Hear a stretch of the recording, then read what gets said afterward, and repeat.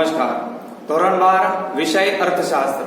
મિત્રો, આપણે છેલ્લા લેક્ચરોની અંદર સામાન્ય રીતે કેટલાક આકૃતિ અને આલેખો દોર્યા છે, જેની અંદર સ્તંભાકૃતિ અને વૃતાંશ આકૃતિ વિશે આપણે અભ્યાસ કર્યો છે. સ્તંભાકૃતિની અંદર પણ તેના પેટા 3 પ્રકારો, સાદી સ્તંભાકૃતિ, પાસપાસેની સ્તંભાકૃતિ અને વિભાજિત સ્તંભાકૃતિ વિશેના આલેખો અને એની થિયરીઓ જોઈ છે. અને વૃતાંશ આકૃતિ વિશે આપણે ખાસ અભ્યાસ કર્યો છે. આ બે આકૃતિ અને આલેખના પ્રકારો ભણ્યા પછી આજના દિવસે આપણે સમય આધારિત રેખાકૃતિ વિશે અભ્યાસ કરવાનો છે. સામાન્ય રીતે રેખાકૃતિ શું છે, કેવી રીતે દોરવામાં આવે છે, તો તેના વિશે આપણે આજે વાત કરવાના છીએ. તો કેટલીક માહિતી છે તમારા સમક્ષ રજૂ કરું છું, જે તમે ધ્યાન આપશો.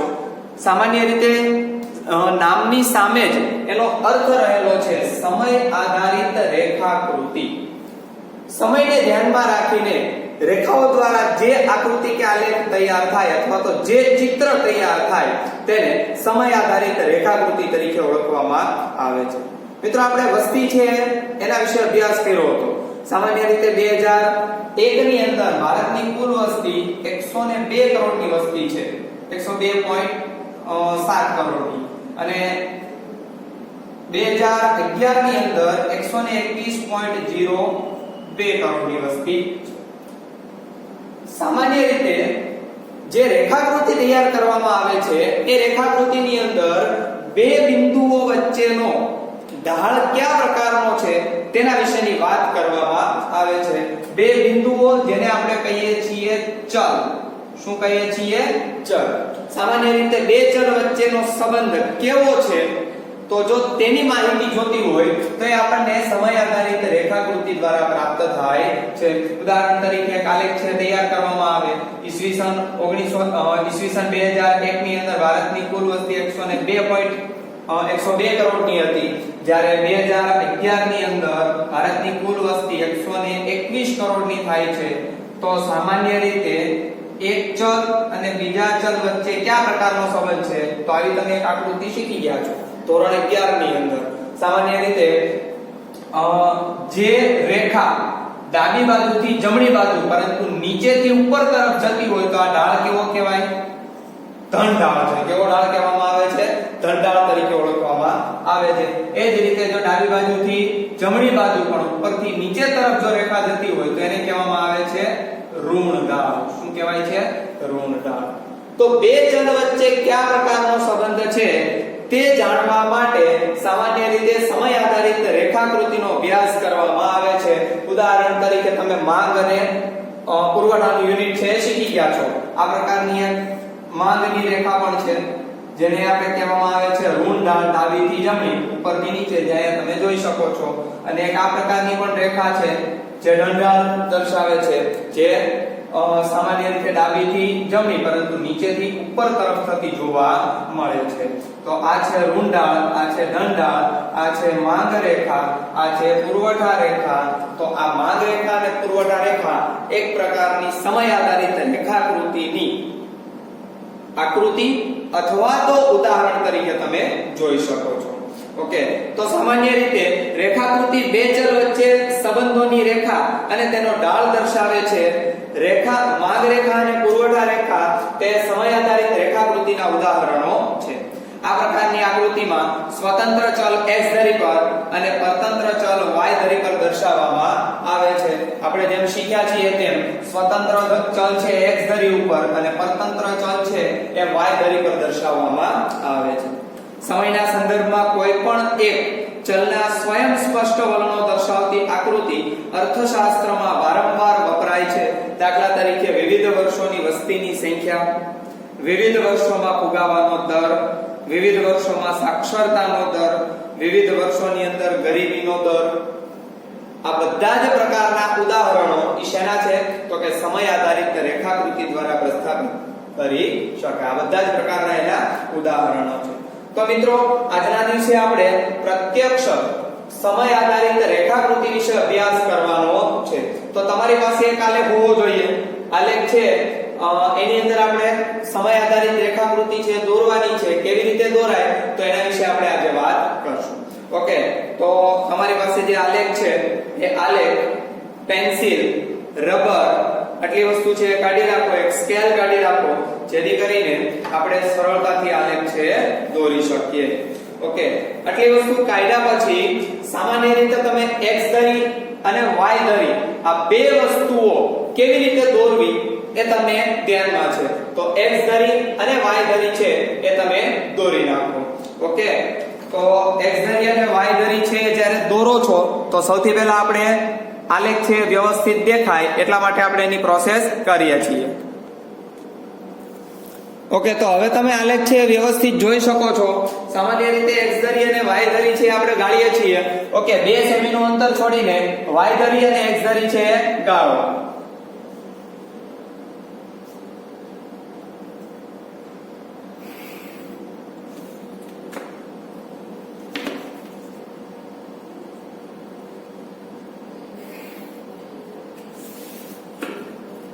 ઓકે, નામ આપી દો. y અક્ષ બધી બાજુ છે તીર કામટા છે દોરી નાખો. ઓકે, અહીંયા આપી દો x અક્ષ. ઓકે, x ધરી અને y ધરી છે દોરાઈ જાય પછી આપણને જે પ્રેક્ટિકલ આલેખ છે દોરવાનો છે એની અંદર આપણે ધ્યાન આપવાનું છે કે શું કહેવા માંગે છે. ઓકે, તો પુસ્તક તમારી પાસે હશે. પુસ્તકની અંદર પેજ નંબર 4 જેની અંદર સમય આધારિત રેખાકૃતિનું એક ઉદાહરણ આપેલું છે તે આપણે અહીંયા દોરીએ છીએ. ઓકે, ઉદાહરણ છે વાંચું છું, તમે ધ્યાન આપજો.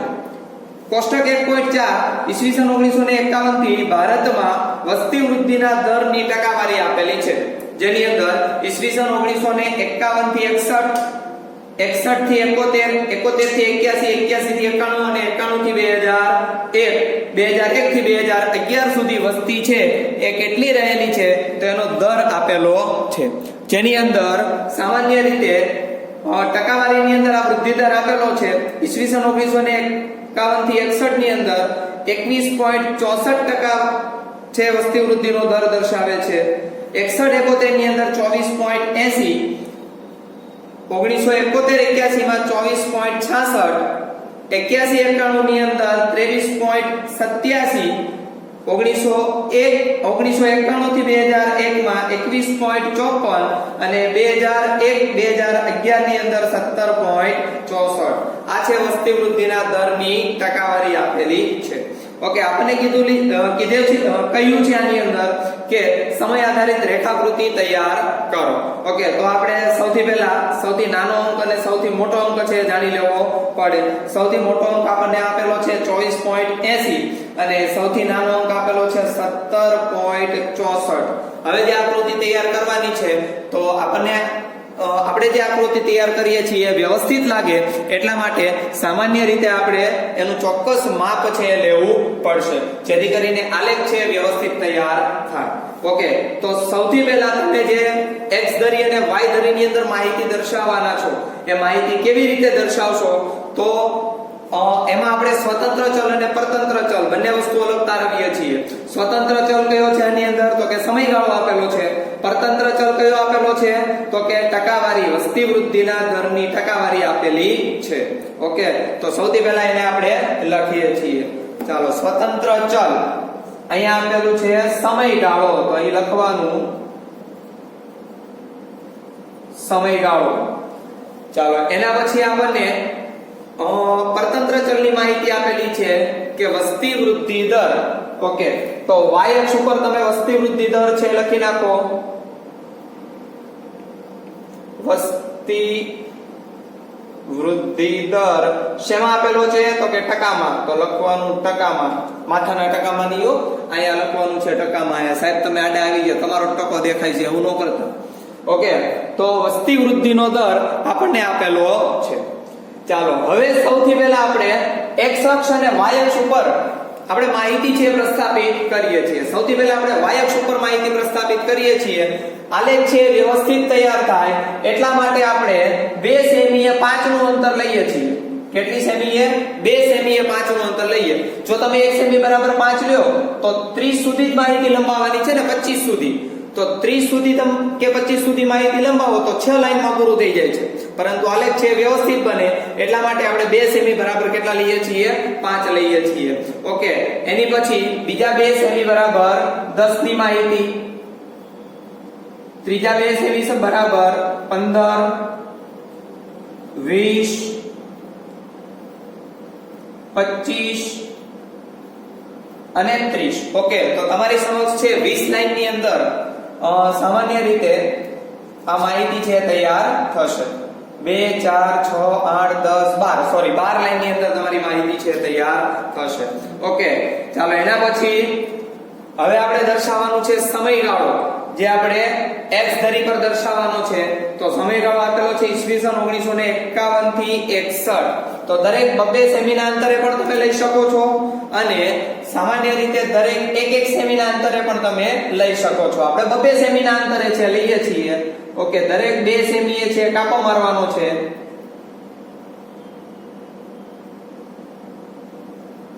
અહીંયા લખવાનું ઈસવીસન 1951 થી 61.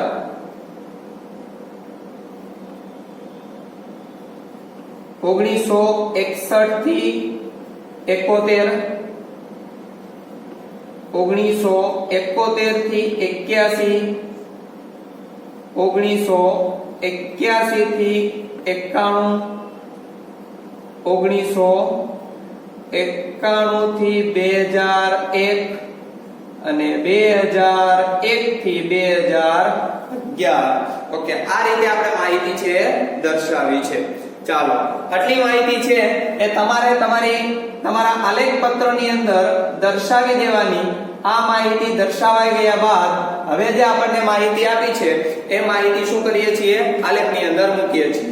ચાલો, સૌથી પહેલા આપેલું છે આપણને ઈસવીસન 1961 ની અંદર 21.64. કેટલા આપ્યા છે? 21.64. ચાલો, સૌથી પહેલા વયા જાઓ 20. ક્યાં વયું જવાનું છે? 20. ઓકે, સૌથી પહેલા તમે આવી ગયા છો 20. પરંતુ મિત્રો તમને ધ્યાનમાં હશે કે આપણે અહીંયા જે 20 અને 25 આ બેની વચ્ચે ટોટલ 20 લાઈનો છે. કેટલી લાઈનો છે? 20 લાઈનો છે. જો તમે અહીંયા નાની લાઈન છે તમે જોશો તો એક સેમીમાં 10 લાઈન, એવી બીજા સેમીમાં 10, એટલે ટોટલ આપણી પાસે લાઈનો કેટલી છે? 20 લાઈનો છે. હવે મિત્રો આપણે ચોક્કસ જો આપણે માહિતી છે મૂકવી હોય તો સામાન્ય રીતે લાઇનિંગ પણ ચોક્કસ છે એ પ્રમાણે મૂકવી પડે. તો અહીંયા આપણે કેટલીક ગણતરીઓ કરીએ છીએ. અહીંયા ધ્યાન આપજો. સામાન્ય રીતે દર 4 લાઈને 1% વાળીનો વધારો થાય. આ શું કીધું મેં? તમને ધ્યાનમાં આવ્યું કે ન આવ્યું? તો ફરી વખત છે એકવાર સમજી લ્યો. દર 4 લાઈને 1% નો વધારો થાય. કઈ રીતે? તો આપણે જોઈએ. મિત્રો જુઓ, આની અંદર અહીંયા આપેલું છે 20, 20 પછી અહીંયા આપેલું છે 25. ટોટલ આની અંદર કેટલા થયા? 5% નો ફેર પડ્યો ને. 20 થી લઈને 21, 22, 23, 24 અને 25 એમ 5% વાળીનો શું થયો? ફેર પડ્યો. આપણે જે માહિતી લખી છે સામે લાઇનિંગો કેટલી આપી છે? તો કે આપેલી છે 20. તો 20 લાઇનિંગ અને 5% વાળી.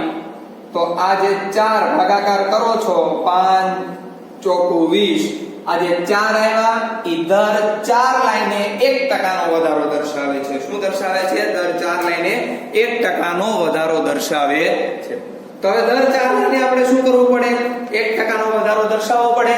તો સૌથી પહેલી આપણને ઈસવીસન 1961 ની માહિતી આપેલી છે 21.64. તો અહીંયા તમે 20 પછી ચોથી લાઈને છે એ ત્યાં વયું જવાનું, ત્યાં 21.64 છે દર્શાવવાના. પરંતુ હવે સાહેબ હજી એક આવે છે વાત જેની અંદર આપી છે ટકાવારીની માહિતી 21.64. આ તો ફક્ત આપણે શું ગયા? 21 ગયા ને. અહીંયા આપણે જે માહિતી દર્શાવી ચોથી લાઈન એ શું થયું? 21 ની માહિતી છે.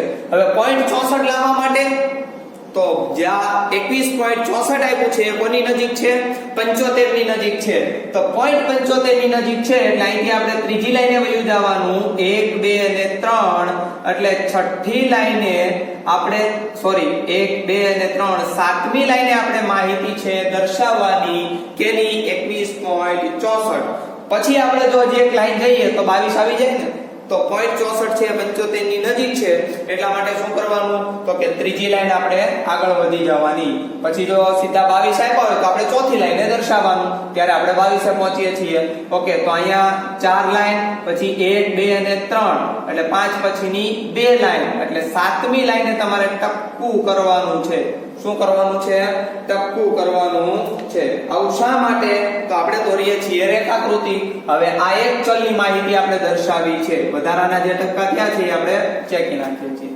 હજી આ એક ચલની માહિતી દર્શાવી છે હવે બીજા ચલની માહિતી દર્શાવીએ આ ટપકું એક કર્યું છે હવે એવી જ રીતે બીજું ટપકું કરવાનું છે ક્યાં તો કે ઈસવીસન 1961-71 ની અંદર 24.80 24.80 ની માહિતી છે એટલે આપણે 20 પછી કેટલી લાઈને જવું પડે તો કે ચોકે ચોકે ને 16મી લાઈને જવું પડે ત્યાં આપણને શું મળે 24મી લાઈન મળશે ઓકે તો અહીંથી તમે ગણતા ગણતા વયા જાઓ અહીંયા 10 લાઈન આ 15 લાઈન 15 પછીની એક લાઈન ઈ 24મી લાઈન છે પણ ત્યાં હજી શું આવ્યું ફક્ત ને ફક્ત આવ્યું છે 24 હજી પોઈન્ટની માહિતી આપણે મૂકવાની ઓકે 0.80 આપ્યા છે કોની નજીક છે 75 ની નજીક તો એક લાઈન બે લાઈન અને ત્રણ લાઈન કેમ કે 0.75 દરેક ચાર લાઈને છે બરોબર ઈ અહીંયા તમે ધ્યાન આપો દરેક ચાર લાઈને કેટલા ટકાનો વધારો થાય 0.25 બીજા ચાર લાઈને 0.25 ત્રીજી ચાર લાઈને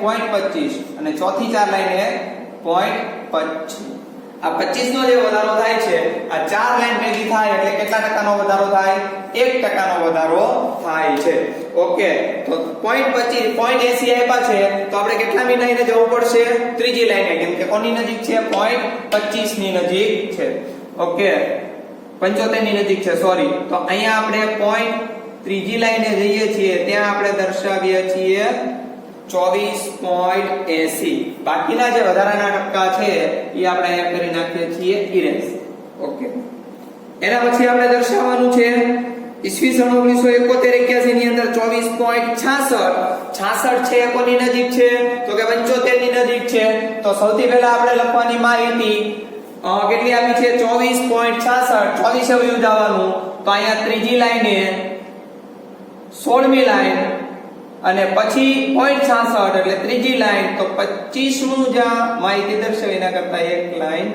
નીચે જે આ માહિતી છે ત્યાં જ કઈ આવશે આ માહિતી આવશે ઓકે થોડી નીચેની બાજુ આવશે કેમ કે 0.66 અને 0.80 બંને વચ્ચે કંઈક તફાવત તો હોવો જોઈએ ને તો એ તફાવત આપણે રાખીએ છીએ ઓકે એના પછી છે ઈસવીસન 1981-91 ની અંદર 23.87 ની માહિતી દર્શાવવાની છે તો સૌથી પહેલા વયું જવું પડશે 23 ઓકે 20 પછી 23 તો 12 નહીં સોરી 23 લઈ જવાનું છે એટલે 3 લાઈન નો વધારો તો કેટલા થશે 12મી લાઈને જવું પડશે ને 20 પછીની 4 લાઈન એટલે પહેલી પછીની 4 લાઈન એટલે 8 એની પછીની 4 લાઈન એટલે કેટલી થાય તો કે 12મી લાઈન થશે ઓકે 10 લાઈન આપેલી છે ઘાટી લાઈન એના પછીની બે લાઈન એટલે 12મી લાઈન થશે પરંતુ આપણને આપેલું છે 23.87 છે કોની નજીક છે 0.75 ની કે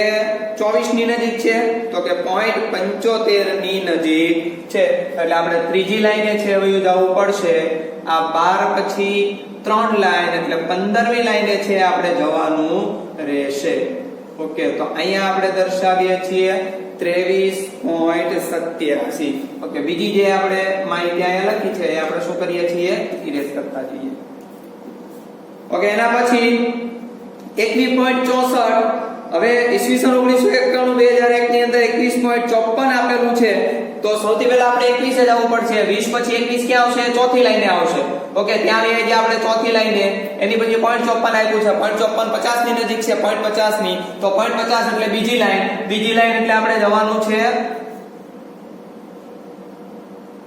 અહીં ક્યાં જવાનું છે અહીં ઓકે તો 21.54 તો સૌથી પહેલા આપણે 4 લાઈનની ગણતરી, 4 લાઈન પછી 2 લાઈન, એટલે આછી જે લાઈન આપી છે એની ઉપરની એક લાઈન, એટલે 20 પછીની છઠ્ઠી લાઈને આપણે ટીક માર્ક કરવાનું. ઓકે, એના પછી આપેલું છે 2001 2011 ઈસવીસન 2001-11 ની અંદર વસ્તી વૃદ્ધિની ટકાવારીનો દર 17.64 આપેલો છે. તો સૌથી પહેલા આપણે જવું પડશે 17 ક્યાં આવશે? તો કે 15 પછીની 8 લાઈને શું આવશે? 17. દર 4 લાઈને 1% નો વધારો. તો પહેલી 4 લાઈન તો 16 થશે, બીજી 4 લાઈન એટલે 17 થશે.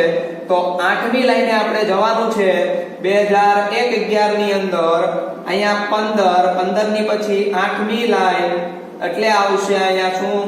તો કે 17 અને 0.64 આપેલું છે. કોની નજીક છે? 0.75 ની નજીક છે. ઓકે, 17 પછીની 8મી 0.75 એટલે 3 લાઈનનો વધારો, ઘાટી લાઈન આપી છે એટલે એની પછી 8 ને 3 11, 11મી લાઈને તમારે શું કરવાનું? એક ટપકું કરવાનું છે. આ ટપકું તમે કરી નાખો પછી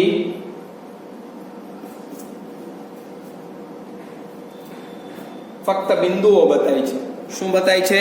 ફક્ત ને ફક્ત બિંદુઓ બતાય છે.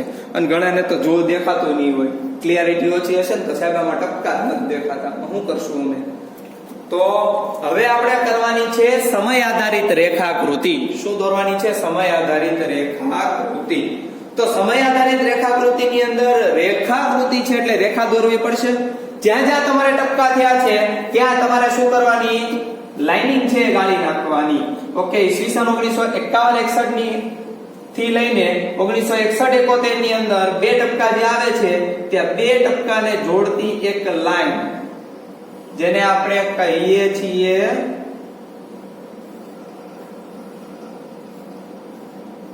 ઓકે એક ઘાટી લાઈન છે મેં દોરી દીધી છે. અહીં આપણે 21.64 છે, લખવું હોય તો લખાય, ન લખવું હોય તો કઈ ચિંતા છે નહીં, પણ આપણે લખીએ છીએ 21.64.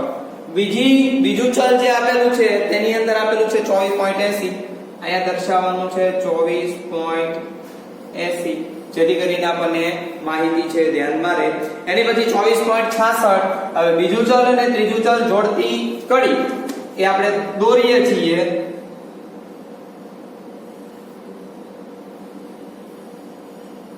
ઓકે, બીજું ચલ અને ત્રીજા ચલને જોડતી કડી એ આપણે દોરી અને એની અંદર માહિતી લખવાની છે 24.66. તો અહીંયા આપણે લખવાનું 24.66. ઓકે, ચાલો એના પછી તો કે 23.87. ચાલો એની નીચેની બાજુ આપણને લાઈન આપી છે તો ત્યાં આપણે લાઇનિંગ છે લઈ જઈએ છીએ. ઓકે, શું આપેલું છે? થોડીક મેં ઘાટી લાઈન ગાળી છે જેથી કરીને તમને લોકોને ધ્યાનમાં આવે. ઓકે, તો 23.87 અહીંયા આપણે લખી નાખવાનું 23.87.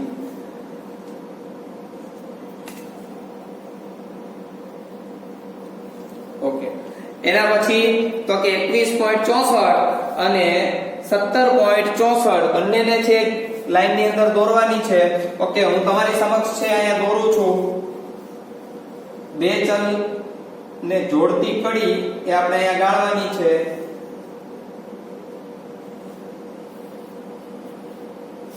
ઓકે, બે ચલ ને જોડતી કડી છે આપણે ગાળી રાખી, જેની અંદર એકમાં છે 21.54 એટલે અહીંયા જે ટપકું આપેલું ત્યાં લખવાના 21.54. ઓકે, અને પછી આપણને 17.64 અહીંયા છેલ્લા ટપકાએ લખવાનું 17.64.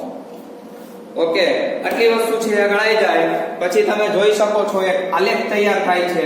આ આલેખ આપણે સામાન્ય રીતે કોઈ અન્ય ડિઝાઇન કરવી હોય તો એ પણ કરી શકાય. કે અહીંયા ટપકું આપેલું છે તો આવું કરવું હોય તો તમે કરી પણ શકો, ન કરવું હોય તો કઈ ચિંતાય નથી, કોઈ કઈ કહેવાય આવવાનું નથી, પણ આપણને ધ્યાનમાં રહે કે અહીંયા ટપકા કરેલા છે. ઓકે, ચાલો તો હજી આપણે જે માહિતી દર્શાવી છે એ ફક્ત શું કર્યો છે? આલેખ તૈયાર કર્યો છે. આ આલેખની અંદર હજી માહિતી તો દર્શાવવી પડે કે ભાઈ x ધરી ઉપર શું છે, y ધરી ઉપર શું છે, એ આપણે લખવું પડે, જેથી કરીને લોકોને ધ્યાનમાં આવે કે ભાઈ x ધરી અને y ધરીમાં જે કંઈ દર્શાવ્યું છે આ આટલી વસ્તુ દર્શાવેલી છે. ઓકે, તો પહેલા સૌથી પહેલા આપણે છે એ માપ લખવા પડે. તો માપ લખીએ છીએ તમે લોકો ઉપરની બાજુ જ્યાં જગ્યા ખાલી છે ત્યાં એક ચોરસ બોક્સ છે એ કરો 1 સેમીનું, અને ચોરસ બોક્સ કર્યા પછી ત્યાં આપણે લખવાનું છે 2 સેમી બરાબર 5% કૌંસમાં લખવાનું વસ્તી વૃદ્ધિ.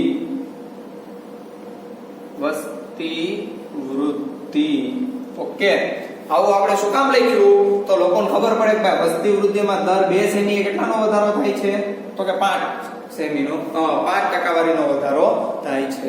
આવું આપણે લખીએ છીએ.